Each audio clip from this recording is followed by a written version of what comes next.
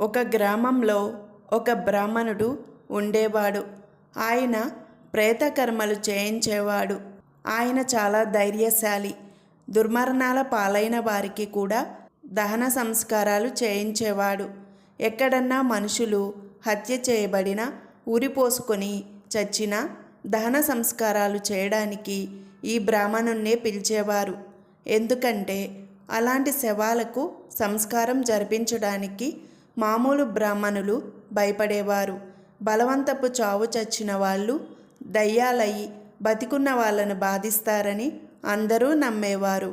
ఈ ప్రేతకర్మలు చేయించే బ్రాహ్మణుణ్ణి ఒకసారి 7-8 మైళ్ళ దూరంలో ఉన్న ఒక గ్రామం వాళ్ళు పిలిచారు. అక్కడ ఆ బ్రాహ్మణుడు తన పని పూర్తి చేసేసరికి చీకటి పడిపోయింది. ఈ చీకట్లో మీ ఊరు వెళ్ళవద్దు, ఈ రాత్రికి ఇక్కడే పడుకొని రేపు ఉదయం వెళ్ళవచ్చు అన్నారు గ్రామస్తులు. ఎందుకు? భోజనం వేళకు ఇల్లు చేరిపోను అన్నాడు బ్రాహ్మణుడు. మరేం లేదు, మా ఊరికి మీ ఊరికి మధ్య ఉండే శ్మశానంలో దయ్యాలున్నాయట. అవి రాత్రివేళ ప్రయాణికులను పట్టుకొని నానా తిప్పలు పెడతాయట అన్నారు గ్రామస్తులు. బ్రాహ్మణుడు విరగబడి నవ్వుతూ, దయ్యాలు భూతాలు నన్నేం చేస్తాయి, నేను ఈ రాత్రికి ఇల్లు చేరాలి అంటూ బయలుదేరాడు. వెన్నెల రాత్రి, ఆకాశం నిర్మలంగా కూడా ఉన్నది. అందుచేత బ్రాహ్మణుడు మరింత నిశ్చింతగా నడక సాగించాడు. దాదాపు సగం దారి నడిచాక ఆయనకు ఒక పూరిపాక కనపడింది. అందులో ఎవరూ లేరని మొదట అనుకున్నాడు. కానీ పరీక్షగా చూస్తే ఎవరో ఆడది పాక ముందు నీడలో నిలబడి కనిపించింది. ఆమె ఇంటికేసి తిరిగి ఉండి బ్రాహ్మణుడు సమీపించినా కూడా ఆయనకేసి తిరగలేదు. ఇది ఏ మొగుడితోనో అత్తగారితోనో దెబ్బలాడి ఎవరికీ చెప్పకుండా పారిపోయి వచ్చి ఉంటుంది. తెల్లారే లోపల ఏ నూతిలోనో గోతిలోనో దూకి ప్రాణాలు తీసుకుంటుంది. ఇటువంటి వాళ్లకు చాలామందికి దహనాలు నా చేతి మీదుగా చేయించాను. ఈ పిల్లకు కాస్త బుద్ధి చెప్పి ఇంటికి పంపేయాలి అనుకున్నాడు బ్రాహ్మణుడు. ఎవరివే నువ్వు, నిర్భాగ్యురాలా? ఈ వేళప్పుడు ఇక్కడ ఎందుకున్నావు? నువ్వు ఎవరో, నీకు వచ్చిన కష్టమేమిటో దాచకుండా నాతో చెప్పు. నేనెవరికీ చెప్పనులే.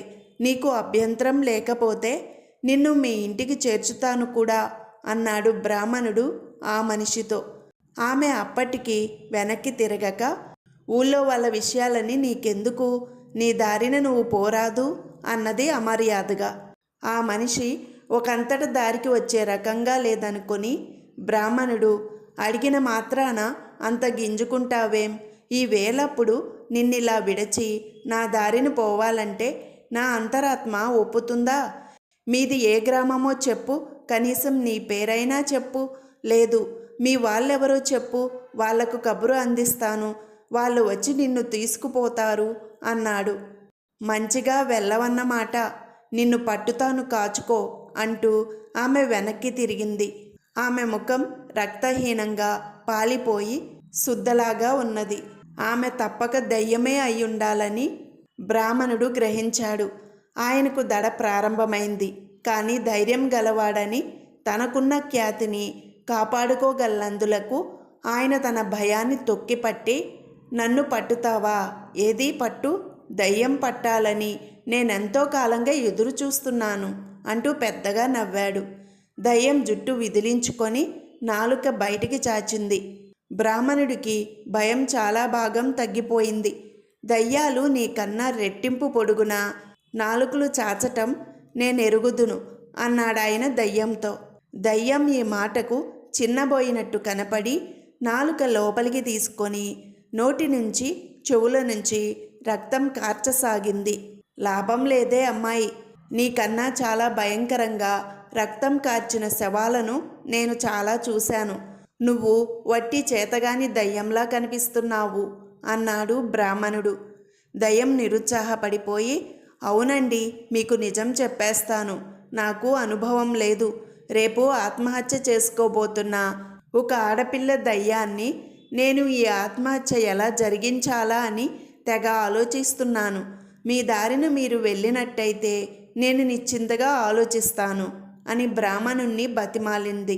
ఓసిని కడుపు కాల అని బ్రాహ్మణుడు తన మనసులోనే అనుకొని ఆత్మహత్య చేసుకోబోతున్న పిల్ల మీద జాలిపడ్డాడు.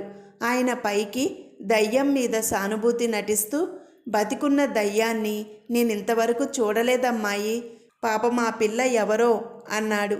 ఆ కనిపించే గ్రామంలో తూర్పు వైపున ఉండే వడ్రంగి వాళ్ళ కోడలు అన్నది దయ్యం. నిజంగానా? పాపం ఆ పిల్లకేం కష్టం వచ్చిందో అన్నాడు బ్రాహ్మణుడు. ఇంకేం రావాలి, అత్త కోరంటికం పెట్టి దాని ప్రాణం కొరికేస్తున్నది అన్నది దయ్యం. ఇంకేం, నీకు శ్రమ లేనే లేదన్నమాట. జరగవలసినదేదో అత్త చేతి మీదుగానే జరిగిపోతుంది అన్నాడు బ్రాహ్మణుడు. అది అంత తేలికనుకుంటున్నారా? నేను ఎంతో శ్రమపడి పథకం ఆలోచించాను కూడా అన్నది దయ్యం. బేష్, నీ పథకం పారేనా అన్నాడు బ్రాహ్మణుడు. ఎందుకు పారదు? రేపు ఆ అత్త నోము నోస్తున్నది. బుట్టెడు అరటిపళ్ళు తెప్పించింది ముత్తైదువులకు తాంబూలాలలో పెట్టి ఇవ్వడానికి. ఈ రాత్రి ఆ బుట్టను అటక మీద దాచేస్తాను. అప్పుడు ఆ అత్త కోడల్ని నానా తిట్లు తిడుతుంది. ఏ పాపమో ఎరగని కోడలు కాస్త ఆత్మహత్య చేసుకుంటుంది అంటూ దయ్యం అమాయకంగా రహస్యం బయటపెట్టేసింది. ఓసిని కడుపు కాల అని బ్రాహ్మణుడు తనలో మళ్ళీ అనుకొని పైకి దయ్యంతో, బాగుంది, ఇక నేను కదలాలి, కాలాతీతమైపోతున్నది, వస్తా అంటూ తన గ్రామానికి బయలుదేరాడు. ఆయన ఆ రాత్రి ఇల్లు చేరి భోజనం చేసి పడుకొని తెల్లవారుతూనే లేచి తూర్పు వైపున ఉంటే వడ్రంగుల ఇంటికి వెళ్ళాడు. ఆయన ఇంటి బయట ఉండగానే లోపల నుంచి పెద్దగా అరుపులు కేకలు వినిపిస్తున్నాయి. బ్రాహ్మణుడు చల్లగా లోపలికి అడుగు పెట్టేసరికి ఇంటావిడ ఇల్లెగిరిపోయేటట్టు కోడలి మీద అరుస్తున్నది.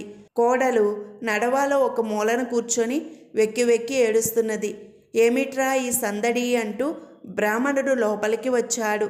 ఈ తప్పుడు ముండతో వేగలేకుండా ఉన్నాను బాబుగారు. నా చేత్తో నేనిక్కడ పెట్టిన పళ్ళబుట్ట మాయమయ్యింది. గర్భాద్రపుది అన్నీ తినేసింది. నేను ఆ మాత్రం తెలుసుకోలేని పిచ్చి మొద్దునా అన్నది అత్త గొక్క తిప్పుకోకుండా. ఎందుకమ్మా అంతగా హైరానా పడిపోతావు? నీ పళ్ళబుట్ట అటక మీద ఉన్నది అన్నాడు బ్రాహ్మణుడు. ఇక్కడ పెట్టిన పళ్ళు అటక మీదకి వాటంతట అవి పోతాయటండి. అదే పెట్టాలి, లేదా ఎవరి చేతనన్నా పెట్టించాలి అంటూ అత్త కోడలకేసి కొరకొరా చూసింది. ముందు అటక మీద చూడవమ్మా, ఆ పళ్ళబుట్ట అక్కడ ఉన్నది లేనిది నన్ను కూడా రూఢీ చేసుకొని అన్నాడు బ్రాహ్మణుడు. అటక మీద అరటి పళ్ళ బుట్ట ఉండనే ఉన్నది. అయితే ఆ దెయ్యం చెప్పిన మాట నిజమేనన్నమాట అన్నాడు బ్రాహ్మణుడు. దెయ్యమేమిటండోయ్ అన్నది అత్త అనుమానంగా. బ్రాహ్మణుడు తనకు దెయ్యం కనిపించి తనతో మాట్లాడడం గురించి చెప్పాడు. అత్త ఆ బ్రాహ్మణుడి ధైర్యానికి ఆశ్చర్యపడింది. కోడలు ఎడవడం మానేసి చిన్నగా నవ్వనారంభించింది. తన కృషి ఫలిస్తున్నదని గ్రహించి బ్రాహ్మణుడు అత్తతో, చూశావటమ్మా, ఇవాళ నీ కోడలి ఆత్మహత్య వెంట్రుక వాసిలో తప్పింది. కానీ నీ బుద్ధి మార్చుకోకపోతే ఆ పిల్ల ఏదో రోజు తన ప్రాణం తీసుకుంటుంది. ఆ తరువాత నీ పాటలు పగవాడికి కూడా వద్దనేటట్టు ఉంటాయి. తరువాత నీ ఇష్టం అన్నాడు. అత్త కోడలికేసి తిరిగి, నా పరువు నట్టేట కలపకే నా తల్లి, నీకు చందమామ కావాలన్నా తెచ్చిస్తాను. అఘాయిత్యాలు మాత్రం చెయ్యకు, నీకు పుణ్యం ఉంటుంది అన్నది. ఇక ఆ కోడలికి అత్త అరడి ఉండబోదని రూఢీ చేసుకొని బ్రాహ్మణుడు తన ఇంటికి చక్కా పోయాడు.